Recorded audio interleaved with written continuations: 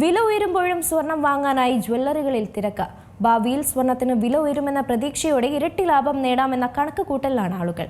എന്നാൽ ഇത് നല്ലതിനാണോ എന്ന സംശയമാണ് ഇപ്പോൾ നിക്ഷേപകർ ഉയർത്തുന്നത്. 2025 മാത്രം സ്വർണ്ണവിലയിൽ 65% വർധനവാണ് രേഖപ്പെടുത്തിയത്. ഈ വർഷവും സ്വർണത്തിന് സമാന രീതിയിലുള്ള വർധനവുണ്ടാകുമെന്ന പ്രവചനങ്ങളുമുണ്ട്. വില ഉയരുമ്പോൾ സ്വർണ്ണാഭരണങ്ങൾ വാങ്ങാൻ ആളുകൾ മടിക്കുകയാണ്.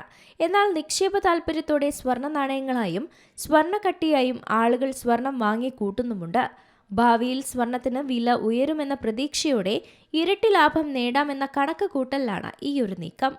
സ്വർണം ഇത്തരത്തിൽ വാങ്ങിവെക്കുന്നത് ലാഭകരം തന്നെ ആയിരിക്കുമോ എന്നുള്ളൊരു ചോദ്യവും ആളുകൾക്കിടയിലുണ്ട്. എന്നാൽ സ്വർണത്തിന്റെ നിക്ഷേപയാത്ര അത്ര സുഗമമല്ലെന്നാണ് ഗവേഷണ വിവരങ്ങൾ ചൂണ്ടിക്കാട്ടുന്നത്. കുതിച്ചുകയറ്റങ്ങൾക്ക് ശേഷം ദീർഘകാലത്തേക്ക് മന്ദഗതി പുലർത്തുന്ന പതിവ് സ്വർണത്തിനുണ്ട്.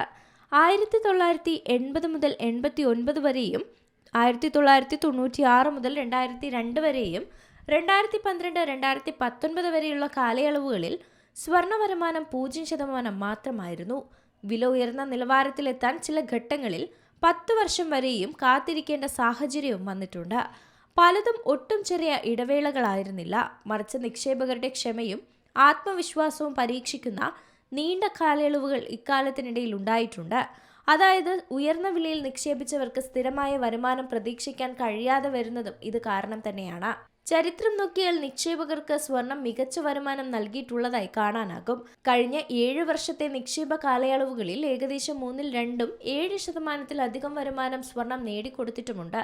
10 മുതൽ 15 വർഷം വരെയുള്ള ദീർഘകാലയളവിൽ സാധാരണയായി പണപ്പെരുപ്പത്തെ മറികടന്ന് ഉയർന്ന വരുമാനം നൽകിയിട്ടുമുണ്ട്. സ്വർണത്തിൽ നിന്നുള്ള ദീർഘകാലാടിസ്ഥാനത്തിലുള്ള പ്രതീക്ഷിക്കുന്ന വരുമാനം പണപ്പെരുപ്പത്തോടൊപ്പം തന്നെ ഏകദേശം 2 മുതൽ 4% വരെ അധികമായിരിക്കുമെന്നും വിലയിരുത്തപ്പെടുന്നുണ്ട്. സ്വർണത്തിൽ നിന്നും ഉയർന്ന ലാഭം ലഭിക്കുന്നതിലെ കാലതാമസം തന്നെയാണ് യഥാർത്ഥ വെല്ലുവിളിയായി പറയുന്നതും. 2002, 2012, 2019 മുതൽ 2025 വരെയുള്ള കാലയളവിൽ ശക്തമായ മുന്നേറ്റങ്ങൾ ചരിത്രം രേഖപ്പെടുത്തിയിട്ടുണ്ട്. എന്നാൽ ഈ മുന്നേറ്റങ്ങൾ സാധാരണയായി നീണ്ട കാലത്തോളമുള്ള കനത്ത നിരാശയ്ക്ക് ശേഷം മാത്രം സംഭവിക്കുന്നതാണ്. സ്വർണ്ണവില സർവ്വകാല റെക്കോർഡിൽ എത്തി നിൽക്കുമ്പോഴും സ്വർണം വിൽക്കാനാണ് ആളുകൾ ജ്വല്ലറികളിലെത്തുന്നത്.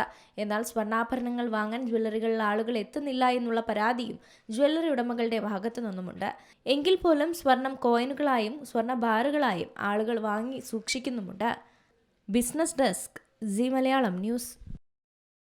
ഏറ്റവും പുതിയ വാർത്തകളും വിശേഷങ്ങളും വിരൽത്തുമ്പിലറിയാൻ സീ മലയാളം ന്യൂസ് എല്ലാ ഡിജിറ്റൽ പ്ലാറ്റ്ഫോമുകളിലും ലഭ്യം.